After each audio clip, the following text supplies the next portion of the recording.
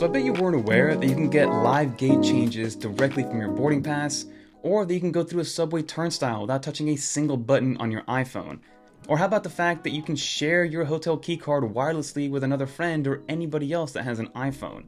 These are all things you can do directly and natively on the Apple Wallet app, and in my opinion, it's one of the most underrated and underappreciated apps in the Apple ecosystem.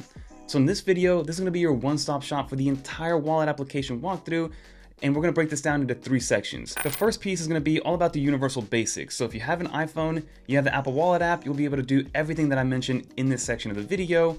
Second, we're going to talk about the iOS 26 enhancements because we're getting a bunch of awesome updates and even better usability on the Apple Wallet, which is going to be huge for a lot of people. And then lastly, if you do have an Apple Card or are looking to get one, it unlocks a completely separate section of the Apple Wallet app, which I do think people should know about, but it is US based only, so we'll leave that towards the end of the video. So without further ado, this is your final destination for all things Apple Wallet related. Let's get into it. But now, before we continue, consider subscribing to the channel if you like up-to-date videos like this where we walk you through some of Apple's best applications. And now, a quick word from our sponsor, Nomad eSIM. My biggest regrets with my first iPad was not getting it with cellular data. Not having to rely on Wi-Fi, especially as somebody who uses their iPad as their main computer, is a freedom that I didn't know I needed. And now that all modern iPads have an eSIM built into it, today's sponsor, Nomad eSIM, is the easiest and best way to stay connected. It has support for over 200 countries with no roaming fees and instant setup right from the app or from a QR code. It's built for travel, remote work, or just for everyday flexibility, and to make sure that you don't have to rely on Wi-Fi like I said earlier. And yes, even hotspotting works, so you can share your iPad's connection with other devices. It's fast, it's flexible, and works exactly when you need it, whenever you need it. Well, alright everyone, let's start off with just the basics like I mentioned in the beginning of the video. So I am using my 16 Pro Max here, but I am running iOS 26, and we'll get to that piece in a little bit, but let's just open up the wallet application and see what the anatomy of the wallet application kind of looks like. So when you first launch it, you probably won't see any of this aside from maybe your Apple Cache, depending on if you set it up during the initial setup process of opening up your new iPhone or whatever the case may be. But once you do a few cards set up, this is what it's going to look like. You have 2 main sections. You have your credit cards on top, so this is where all the credit cards or forms of payment are. Then if you scroll down, you get to see all the other different kinds of cards, like your insurance cards, your lounge access cards, or whatever else is being able to be added to your Apple Wallet. And then I'll show you guys how to reorder that and everything. But to start off, let's show you how to actually add something and what that means. So as you can see from a navigation standpoint, on the top right hand corner is where everything gets done. You press the plus sign, you're greeted with this new menu. Now again, this looks a little bit different on iOS 18, but for the most part it is the same. And you get to see that there's a few different sections. So first off, cards found for you from another device. It sounds very self-explanatory, so if you did have maybe another debit card or credit card or some sort of key card that was on an older device, it'll show up here if it isn't on this device already. Then you have the ability to add a debit or credit card. Again, very simple. So it's all you have to do is press continue here. You can either take an image of the card. You can now tap NFC for that card if that card does support it, which is very cool. If you guys do want to check that out, I highly recommend watching our latest Apple Card video. Or you can actually enter the details manually as well if that's something that you do want to do. So that is an option. And then once that card is added, it will show up in the Apple Wallet like we said earlier, and it'll show up right here. As you can see, I have an abundance of different credit cards and debit cards because, again, it's just another hobby that I have, pretty much credit card miles and points, but that's a story for another video. But if we continue on here with our options, we do have the ability to add a transit card. So these are all the transit cards that are supported. You can see that they're broken down by country and region. So in the United States, we have these. So in my local area, none of these apply. But then you have Canada, you have China mainland, and then you have a bunch of other ones down here that are supported, like France, Hong Kong, and Japan, as well as South Korea. So as these start to kind of load on, more and more do get supported over time. But again, like I said, in my area, I'm in New York, so Metro and NJ Transit are not there. Then you have the driver's license and ID cards. This list was much smaller a year and a half ago when we made a video that was similar to this. There was only 4, but now you can see we're kind of closer to, I think, 10. So in the US, these are supported regions and states that allow for a digital ID. And they always say when you do sign up, so if I go onto here, let's say you do want to sign up and add it to your Apple Card, or add it to your iPhone and Apple Wallet, you can press this button right here. But again, they're always going to suggest you have the physical card on you, just in case, because depending on your situation, it might be a little bit different. But again, these are the different ones that are supported. So you have Arizona, California, and the list goes on. And then you do have Japan that has your My Number card as another form of identification that could be added to your digital wallet. Very cool. I'm very excited for when New Jersey gets it, but from what I've heard, New Jersey is one of those states that is very, very stringent on what it means to have a digital ID card. And then you have your Add Apple account. Now this is going to be different from your Apple Card or Apple Cash account. This is mostly for kind of gift card purchases. So if you do get a gift card, you can input that number, press continue, and then you can add and load up money onto this card that can then be used for different purchases, whether it is mostly on the App Store, as well as different products, games, music. And if you do want to walk into a store, you can use whatever balance you have on here towards a hardware product purchase. So again, just another form of payment that can be added on here. And then this option down here is new with iOS 26, but if you do have your banking application already installed and signed in on your iOS device, you can tap on here and then it's going to sign into your account and then suggest which application or which debit or credit card that's associated with that banking account can be added instantaneously without having to manually add anything. So that is how you add different cards to your Apple Wallet. And then once they are added on here, then you can use them any single time that you do open up Apple Pay. And then very quickly, just to show you guys what Apple Pay looks like, of course, it's going to depend on which kind of iPhone you have, whether it's a Touch ID or Face ID iPhone, but all you have to do is double tap on your lock button, and then this will come up. Once that happens, then you scan your Face ID or pay with passcode, then tap it to the payment terminal, and then you're able to pay with your corresponding credit card or whatever the case may be. And as you saw, that is the default card that I have, and we'll mess with that in the settings later on, but that gives you an idea of how to actually Apple Pay. And then another little trick that I like to add in terms of the anatomy of the Apple Wallet app is that you do have the ability to reorder these physically. So if for some reason you want to have, let's say I want to move my World of Hyatt, you just long press and I can move it all the way down here if I want to make it that first card. And it says World of Hyatt is now your default card, which I don't want to do.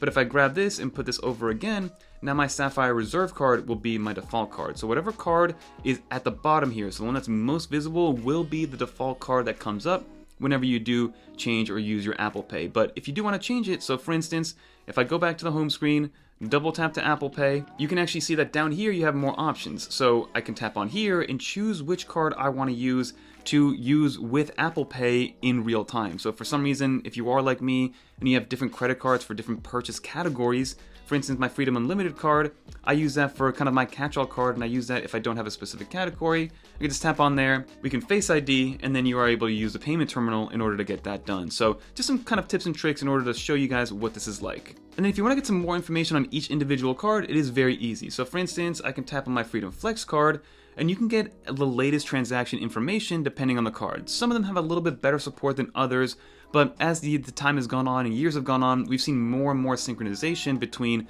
the Apple Wallet application and then third-party credit cards as well, because before this, only the Apple Card really showed you the best details possible. But you can see here that you get a bunch of options in terms of what the anatomy of each individual card is. So at the very least, each card will have the latest transaction list. You can tap in here to get some more information. You see how much it was, when it was, where it was, if it was approved or denied. You also have the ability to contact your actual bank or report the incorrect merchant info if you want to as well.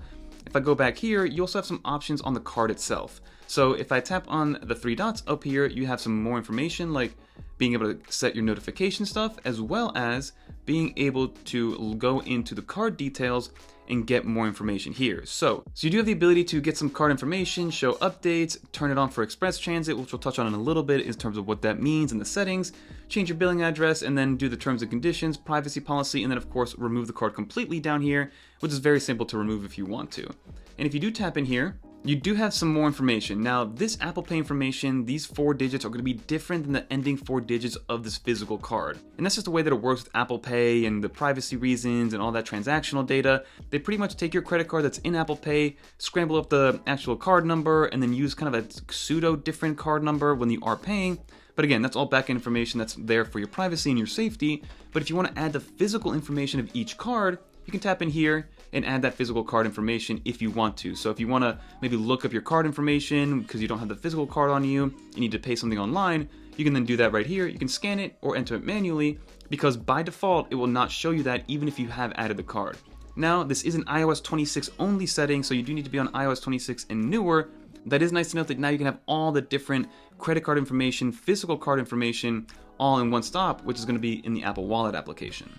So that's pretty much what you need to know when it comes to the actual credit cards and debit cards that are on your Apple Wallet right here. But again, the Apple Wallet is not just for payment transactions, and it's not just for your credit cards.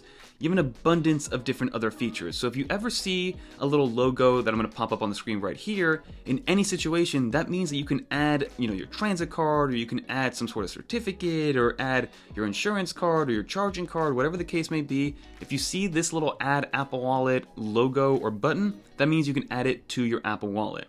And you can see that it is broken up. So you do have a space here in your Apple Wallet to show off that this is going to be a separation from your payment cards to your other cards, but you can have a bunch of other stuff in here. For instance, you can have boarding passage. So this, for instance, was a city cruise that we did a long time ago. This is an entry pass to be able to just scan in or even NFC in. So if you've ever gone to Madison Square Garden or a basketball game, they use NFC. So you can put in whatever card you have on here and then manage it that way. You also have hotel keys if you want to. So you can see up here actually that I have a visitor key, which is something that I use to just scan in via NFC whenever I'm in one of these buildings. And then you also have your loyalty and rewards card. So for instance, I have my Krispy Kreme here, my Panera, you have your Marriott Bonvoy card, all these different things that are on here that gives you easy access to a digital version of your physical card. I also have my lounge access stuff. So I have my priority pass on here. I have something like my Sapphire priority pass. So all these things that I use, maybe not on a daily basis, but it's something that I don't want to bring a physical card with me, because if I brought all these cards with me, then I would have 20 cards in my wallet and it would just be annoying to carry around, and we would be back on the old days where, you carry on one of those really, really thick wallets. But again, this is everything that you need to know for non-payment items in your Apple Wallet. So again, some of these have been expired. So this one, for instance, is from a while ago. As you can see, March 22nd. If I tap on the three dots here, you can go to your past details to get more information if you want to. So again, you can get a suggested on the lock screen, which uses kind of geofencing and geolocation to find out where you are. And then if you are within a vicinity of, let's say, the city cruise, then it'll just pop up on your lock screen, which is awesome. You have all the information, but then you can also remove the pass if you want to. So I can press remove pass and remove it completely. And then also, if you go back here, press on the three dots, you get your notifications as well, or the ability to, again, remove that pass. And if I go back here and tap on the three dots, you can see all the expired passes that I've had. So I have hundreds of expired passes, from WeWork ones to boarding passes that I've been using over the years. So again, these are all expired ones because they've been set to expire, and they're just moved over to a deleted page. So now let's go into our Apple Wallet settings. So if we go into our settings, go to your wallet, which is down here in the wallet and Apple Pay. I want to walk you guys through a few settings that I think are very beneficial to know. So again, you have your search, your Apple and Siri, your live activities. This live activities is going to be something that comes around with iOS 26. And then you have your Apple Pay default. So if I tap in here, I gotta gray all this stuff out, but you can see that you have your default card, which you can choose from, your shipping address, your email, your phone number, for when you do have to pay for things via Apple Pay online. You also have the ability to show card benefits and offers. So you have your pay later, your rewards, and others. This section is iOS 26 related, so I guess we're kind of in the iOS 26 section now, but that's something to take into consideration. You have your other pay later options, which again, when it comes to the buy now, pay later stuff, I'm not a big fan of, and that's why Apple didn't actually follow through with the one that they were going to create. But that's something that, for maybe another one, I just think it's a little bit predatory, but if you do use things like Affirm, there is now some integration directly into the Apple Wallet app. And then you can go down here and get a list of all of your different credit cards that are in here, and then you can tap into them to get some more information if you want to. You have your autofill cards, you have your other cards. You can see here, these are my key cards where I use to, lock into something like a Hyatt or go to one of the buildings. Then you have your savings account, which we'll do in a little bit, but then you have your express transit card. I mentioned earlier in the video that you can now go through a turnstile without actually pressing any buttons. So if you set up an express transit card and make sure that's turned on, then whenever you walk up to a payment terminal for something like a subway or, a turnstile, you no longer have to double tap on the side. You just hold your phone up to that payment terminal, it'll okay you, it'll have that transaction happen, and then you just walk right through without having to think about it. But again, you have to turn it on and you have to select which card it is so it knows which one to go to every single time. I love this feature. It saves me a ton of time whenever I am going through the subway turnstiles.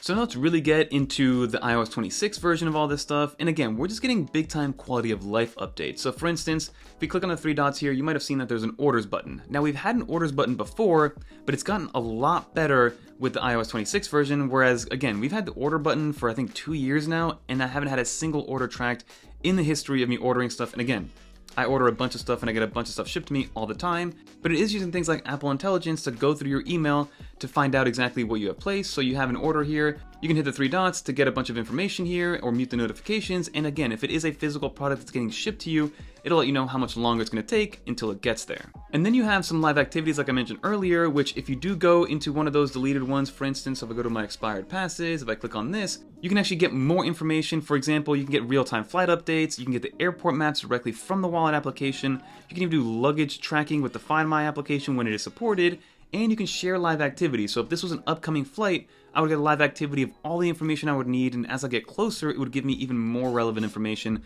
like the airport information that I need, the terminal, where to go, how long it's going to take me to go from security to my gate. All things are just integrated on here, which again, is going to cannibalize different applications like maybe Flighty and things like that. But I just love that it is in here and it's very simple to use. So definitely take that into consideration. Again, mostly quality of life updates, but very, very beneficial. You will also be able to add your passport, or at least your US passport, to this. Definitely check with your local airports to see if they accept it. I would always bring your physical passport, but you will be able to add it to really show it to somebody if needed. And then like I said, Apple did away with their own version of Buy Now Pay Later, but you can actually integrate with things like Affirm if you do want to do that, as well as get some rewards in the store. So iOS 26 brings some nice little quality of life updates. But let's go to the final section, which is going to be all about this Apple Card app. So again, as of right now, the Apple Card is only available for people in the United States, which is very unfortunate. It's been out for, I think, 5 years now at this point, but it looks like Chase will be buying it, which is a whole other video if you guys want to check that out. I'll link it down below. But what the Apple Card does give you is access to a few things.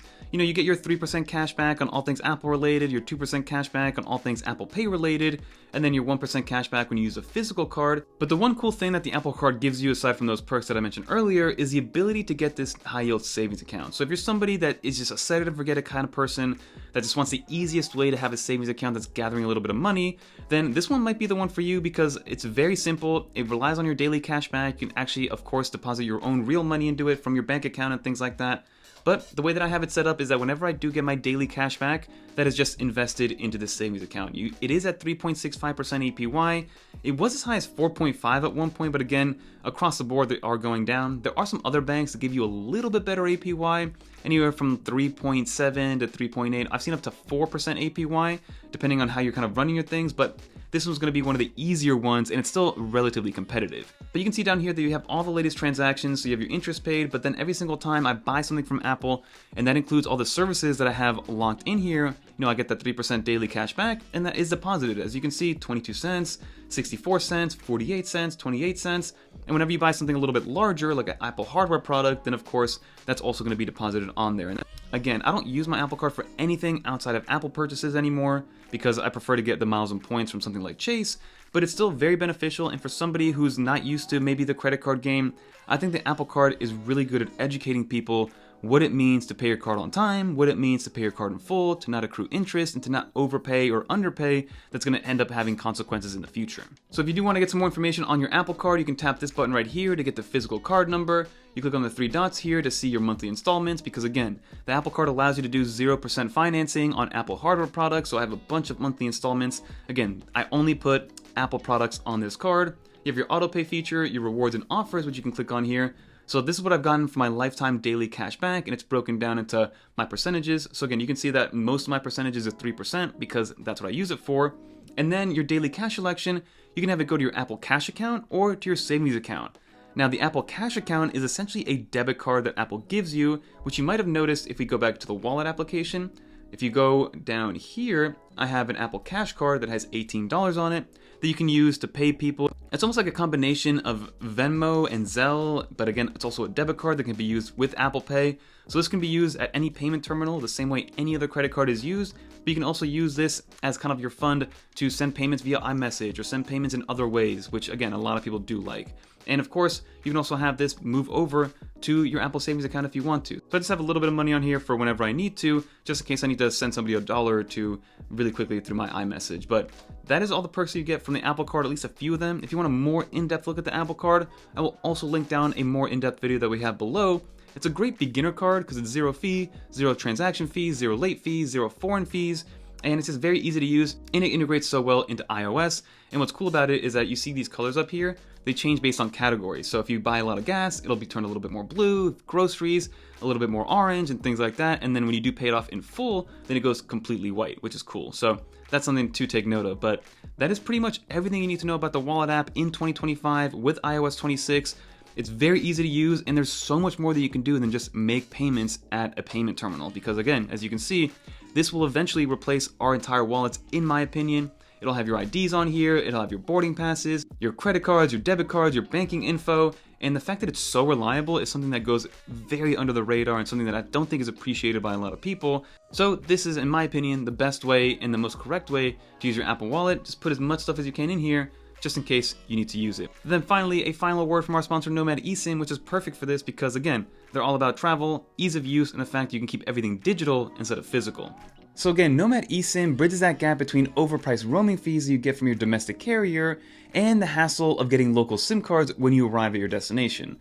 So whether you're hopping between countries or just want an on-demand data here in the US, Nomad's global and regional plans let you pick with what you need with no contracts and no surprises. You can install your eSIM in seconds, monitor the usage directly from the application, and use it across iPads, iPhones, and everything in between. So if you do have an iPad with cellular, this is the way to use it right. Check out Nomad eSIM, connect instantly and stay connected everywhere. There'll be the first link in the description below with some exclusive deals if you guys hit that link. But thanks again to Nomad eSIM for partnering up with 9 to 5 Mac.